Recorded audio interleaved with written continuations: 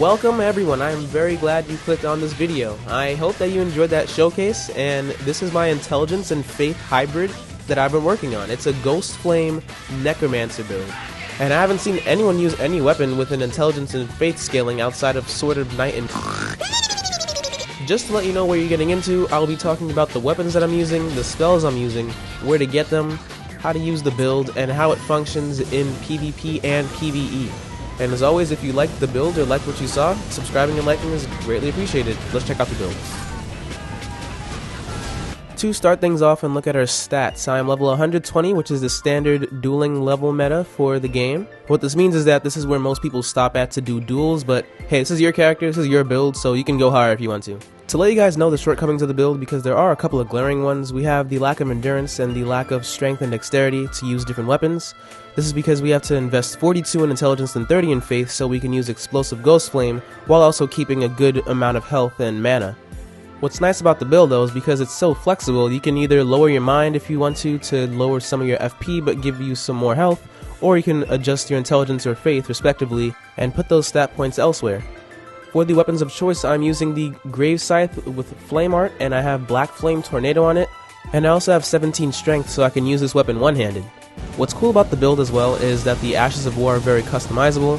You can use whatever Ash of War you want. I just found that this one fit the Necromancer vibe quite nicely, but I also like to use Phantom Slash as well. It kind of looks like a skeleton projection in a way, and I find that pretty cool. But you can use whatever Ash of War you want, really.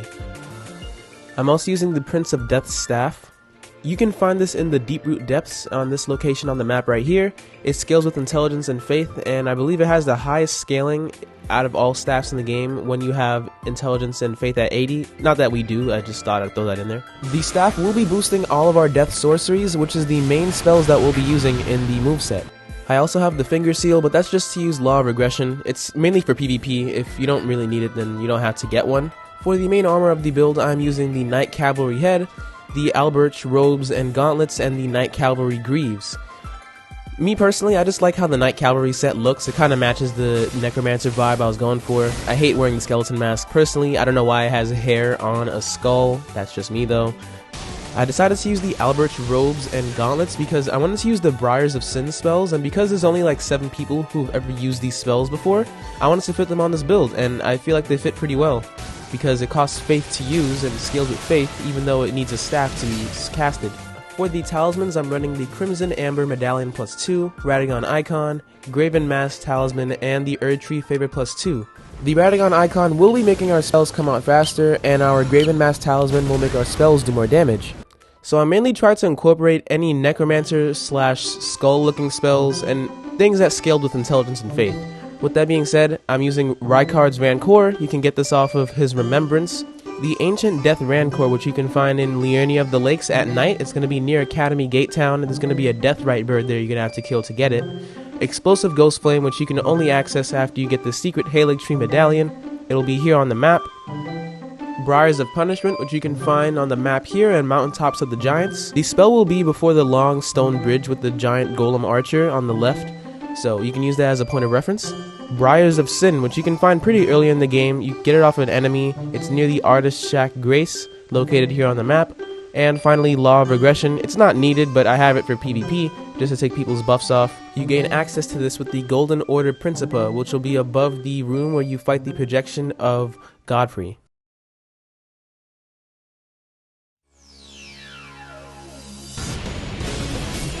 Now to show the PvP showcase of the build. So, here's the kicker. The spells aren't your main source of damage. I know. This can surprise many. You're not looking to do a lot of damage with your spells. They only help to complement your scythe. I would say that the build has a very high skill ceiling in that you can pick it up and just spam Ancient Death Rancor, but to actually know what you're doing and use your spells well is where the fun of the build comes in. And if you noticed how I laid out my spells earlier, I specifically had Briars of Punishment and Briars of Sin next to each other because a cool thing that many people don't know is that you can actually chain cast these. What this means in essence is that you can shorten the spell casting time by quite a bit if you use one spell and switch to the other version of the spell. So what that looks like is that the Briars of Sin, for example, comes out on its second sort of charge, if you take it as that. where after you use Briars of Punishment, say they roll into you, you can switch to your Briars of Sin spell, and now they take about 300 to 400 damage off of you switching your spell, which I find to be very cool because this build can have a lot of depth, and it has as much depth as you're willing to make it have. What you're looking to land while you're in a duel is to either have your opponent roll into your Black Flame Tornado, which in my experience has either one-shot people or done massive damage. I've been hitting upwards of 1400 damage with this, or conditioning your opponent to panic roll each time they see your spells so you can get easy roll catches and pick up kills. You also don't need to over-rely on your spells though. Your Scythe will do just fine as a damaging weapon option, and it can just completely decimate people if they're not expecting it. What I also really love about the build is because it uses so many spells that are just so uncommon, like Explosive Ghost Flame, the Briar spells, Rykard's Rancor, it just surprises a lot of your opponents because they don't expect you to have the spell. Like, I don't think I've ever seen anyone use Explosive Ghost Flame, and I wasn't even sure it was a spell. I had to look it up. But you can use this as a very nice option if you see that they're trying to rush you down after you use your Ancient Death Rancor, and it can easily hit upwards of 600 to 700 damage plus, and it also inflicts Frostbite as well. Rykard's Rancor will also be resetting this Frostbite. If you weren't aware, when you get hit with fire damage after you're frostbitten, it'll reset the Frostbite proc, which allows you to get Frostbite again, and you can get that burst damage multiple times in a fight. Some other tips I forgot to mention is you should be using Black Flame Tornado as sort of your get off me option when people are trying to get too close to you, because it will hit them for 1400 plus in my experience. And the Briars of Sin spells can actually be chain casted as I previously mentioned. However, you can do it in different sequences to mix up your opponent, which I only found out through editing. For example, you can use Briars of Punishment and then switch to Briars of Sin and then back to Briars of Punishment, and they just won't know if you're using the far range one or the close up one because they both have the same animation. For PvE, this build is a little less effective than PvP. You will be again using your Ancient Death spells and your Briars of Sin, but overall this is more of a PvP centered build, although you can make this work in PvE as well. It just won't be doing what you see on screen here, because the spells already don't do as much damage. You would be doing more of your Scythe gameplay to begin with. But if you're still looking to use more variety in your spells and have sort of a unique Necromancer slash Battle Mage type of playstyle, then this is the build for you.